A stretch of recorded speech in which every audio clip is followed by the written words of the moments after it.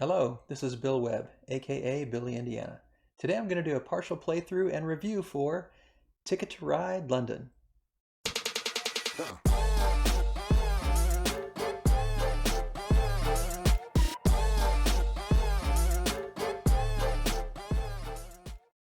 Alright, so here you can see the board of Ticket to Ride London. Let me explain a few things here. We've got the rule pamphlet. I'll show you a couple of things in that pamphlet here in a minute. We've got tickets, and you're going to be looking at the tickets to figure out which of these cities on the board you'll connect. We've got transportation cards. There's a stack of them here and 5 face up in the display. We've got 2-player games set up here. So this player has 2 tickets that's been handed to them and 2 of the transportation cards. This is the red player. Same thing here for the purple player. We've got their marker tokens here at the 0 spot to track their score throughout the game. On your turn, you're going to do one of 3 things. You're going to either take cards from the river option here, the supply, or you're going to place trains on the board and connect a route, or you're going to choose more tickets and decide to see if you can connect more routes within the map of London. You can only do one of those things each turn, and let me explain how each of those things operate. So if you choose to take cards, you would take them one at a time, and you can either take one off the top blind, so you don't know what you're getting, or you can pick one of the ones that is face up. Let's say that we're going to play this a little bit open-handed as we go through the playthrough in a minute. So let me just show you what these 2 players have. So this player has a wild double-decker bus and a blue milk truck. This player has, whoa, they got really lucky, 2 wilds. All right. So let's say this is player 1 here on the right, the red player, and they have a blue, so they might take blue. So they choose blue, and then as soon as you choose one, you replace it. And now they have blue and they have wild, and depending on what routes they're going to be taking, they may want one of these colors, or they may just decide, you know what, none of those colors really appeal to me. I'm just going to take this one. Maybe I'll get another wild or another blue. So they pick it and they get yellow. If you choose to take cards, you only get a maximum of 2 cards. And like I said, you draw them one at a time, either from the top or from what's showing. Now, if there was a wild card showing, so let's see if we can draw a wild card here in the next few. Here's one. So let's say that there was a wild card here in the supply. If you choose to take the wild card, you only get to take that one.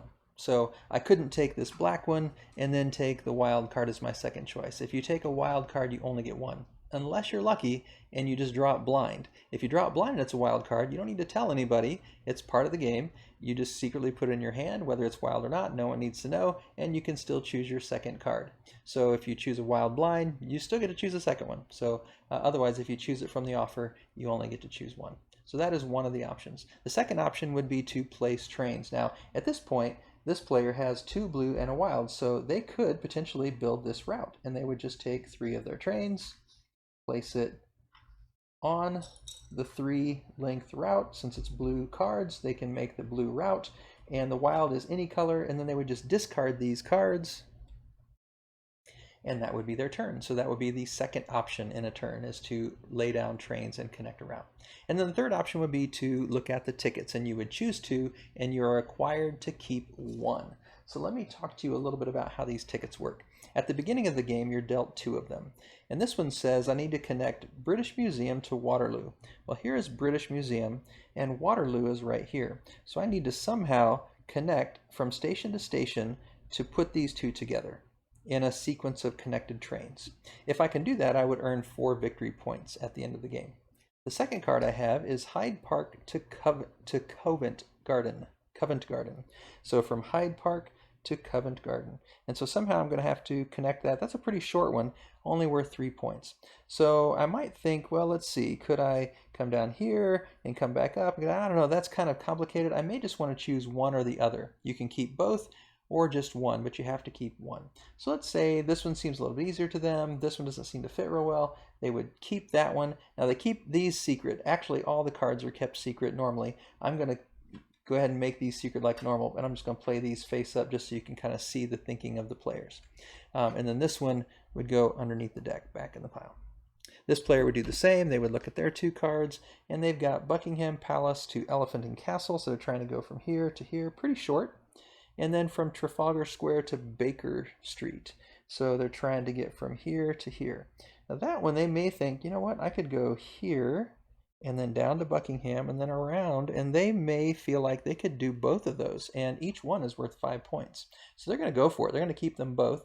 They don't show them to anybody else. It's always secret, and they're going to try to accomplish that in the flow of their game. And again, normally these are also kept secret, but I want to show you the flow of the game here. So I'm going to just put these back underneath and kind of restart. And we'll give this player his, oh, lucky. All right, so this person has chosen to keep both of their tickets. This person has chosen to keep one ticket. Like I said, the other thing you could do besides drawing cards or playing trains is choose 2 of these and keeping at least one of the 2 you choose. The downside of having too many tickets is if you can't complete it by the end of the game, you lose the points that are on that card. So you don't want to get overzealous and just taking tickets hoping you can connect them, because if you fail, you lose those points. All right, so now hopefully that helps you understand the basic idea of the game. And if you've played Ticket to Ride, it's pretty much the same in that regard as how you play the regular game. The main difference is you start with 2 and 2 here. A little bit different since it's a smaller game. And you have much fewer, in this case, double-decker buses instead of trains in the normal Ticket to Ride game. The first player would choose how they're going to play. Would they go ahead and right away, this person has 2 yellow, they could find a place with 1 or 2 yellow. Or any of these grayed out ones can also be completed by any color. So this 4-length path could be completed by 4 purple or 4 black or 4 blue. They do all have to be the same color or include wilds. So it's not that you can have blue, green, yellow, orange. They have to be the same color or one color with wilds. But the grayed out ones can be any color. So the purple has to be purple, or I guess maybe pink, green, yellow, blue. Those have to be covered with or filled by connecting blue cards. So this person could say, I have 2 yellow, I could look for one of these gray that's 2, or I could use one of these singles, or I might just try to get another yellow card so I could do a longer yellow route later in the game. Okay, so that's kind of the mentality. This player has 2 wilds to start with, so they could kind of go anywhere with however they would want to. The other thing about this game in terms of scoring, in the end, the way you score is for each of the completed little routes that you have put your double-decker buses on, you earn points. And there's a little key here. If it's just a 1-path route, like these little ones here and here and here, you just get 1 point for having your bus there.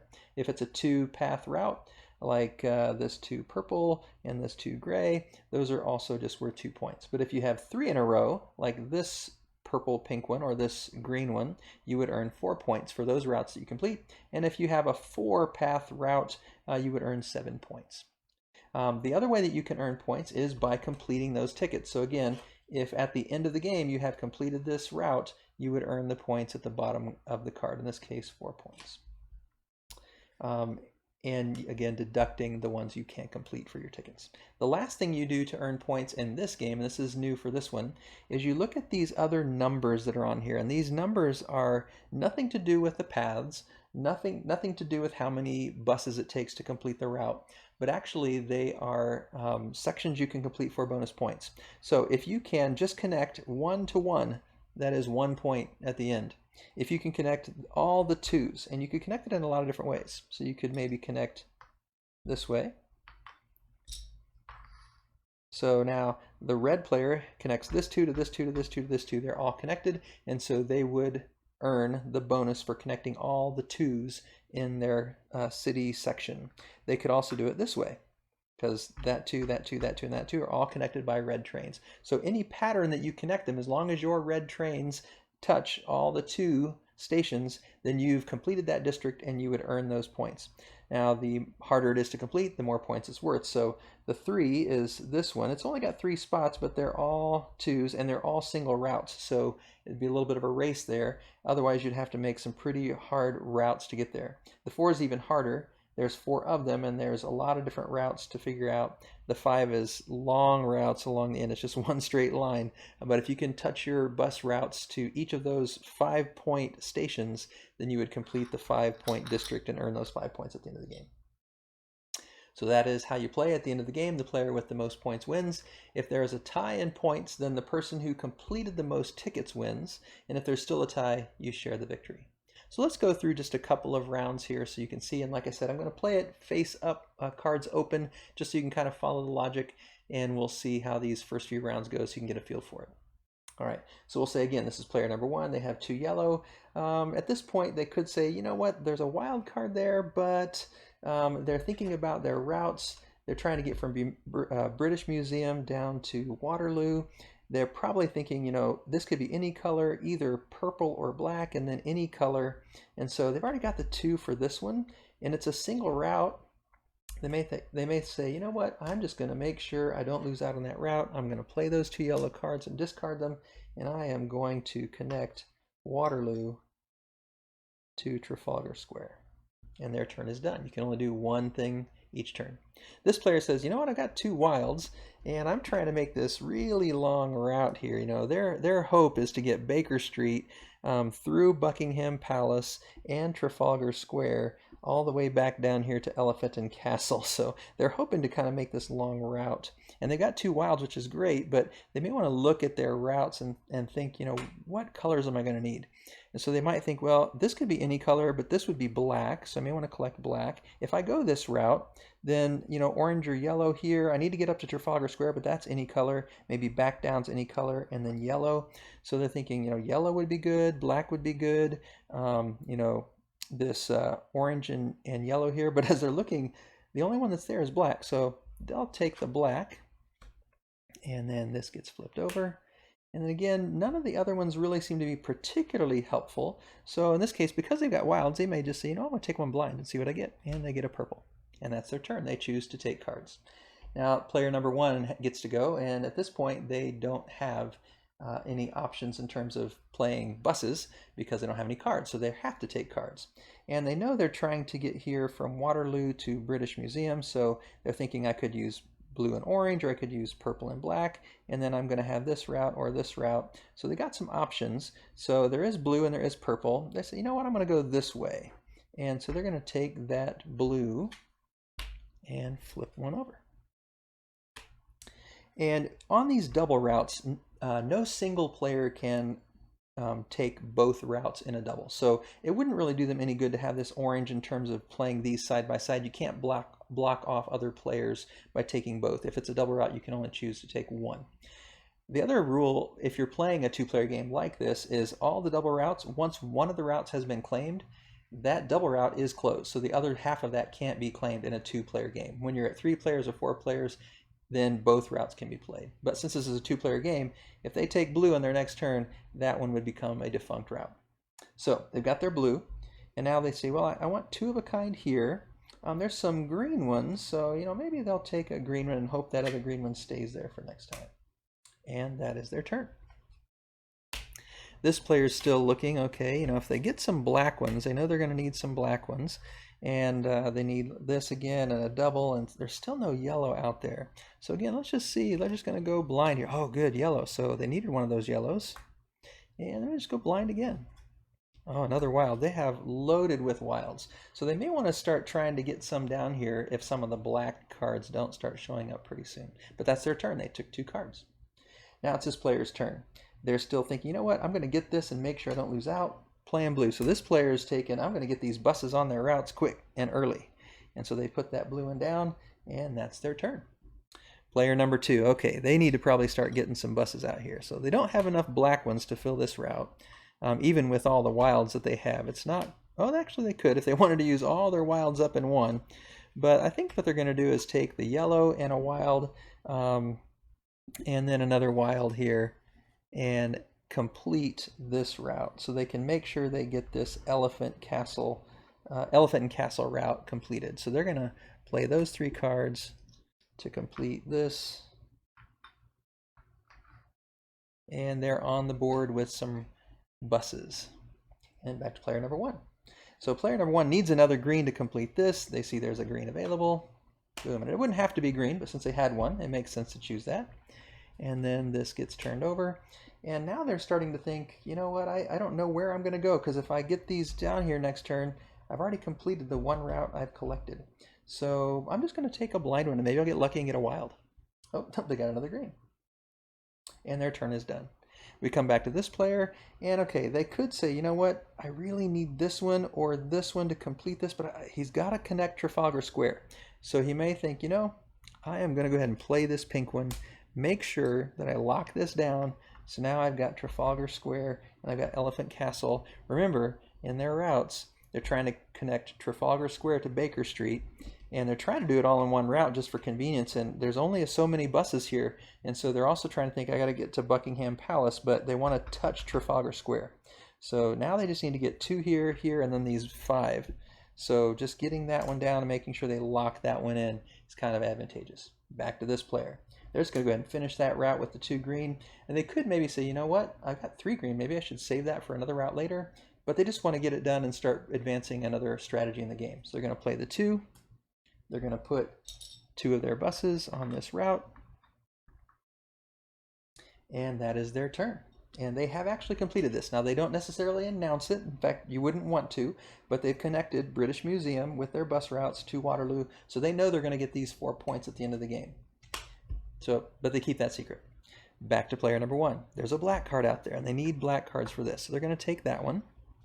And then they know they need 2 of a kind here and either an orange or a yellow.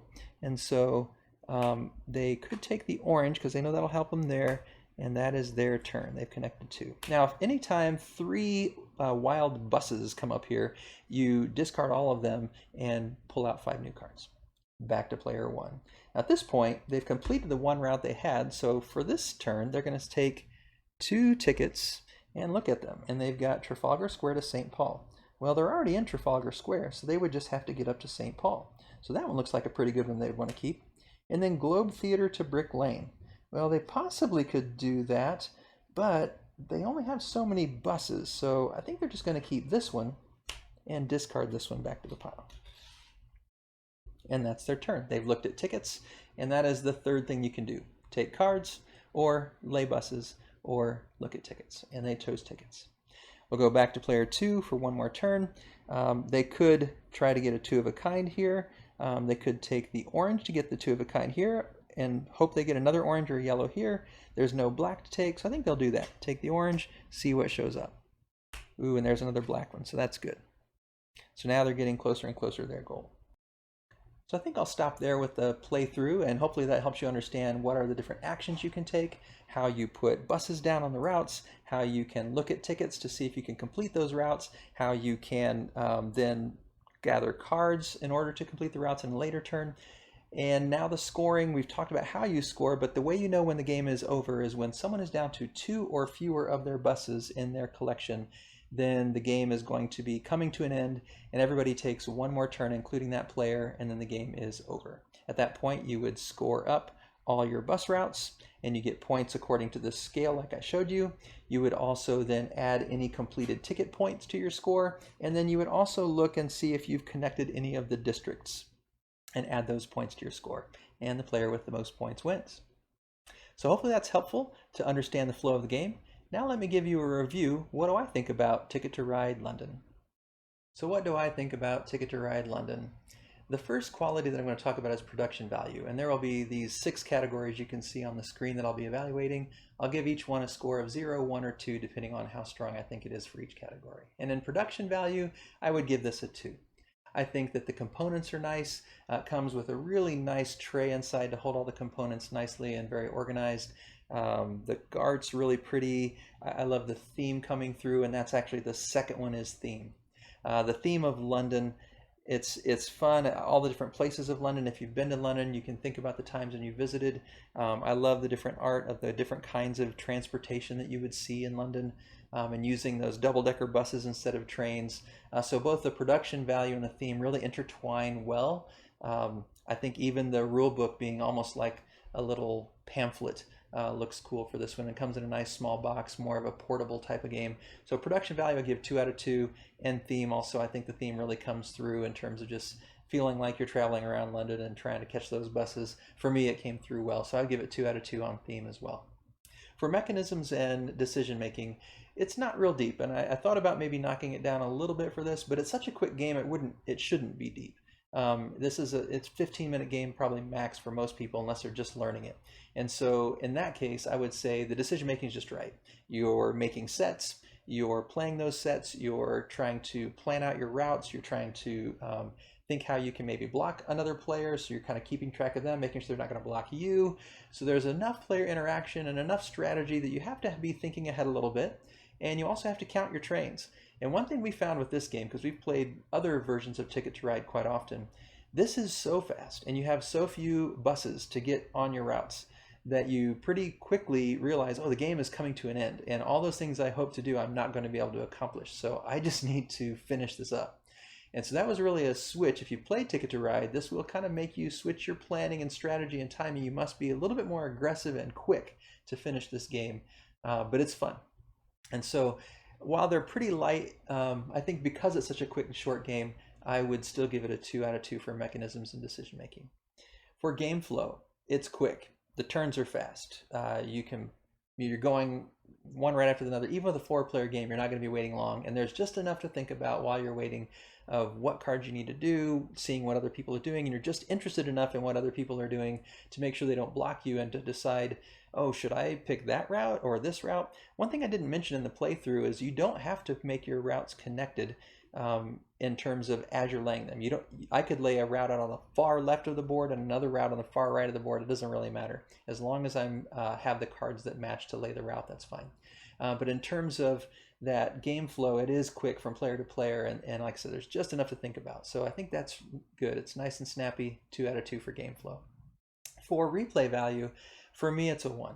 And it's just because even though it's so quick and it's fun, I think it's almost too quick and too fun for me to want to play it always or often. I would more likely probably pull this out as a filler between bigger games, or if I wanted to teach someone that hasn't played very many board games before, just how to play a simple game. Maybe they've never even heard of Ticket to Ride. I would introduce them with this.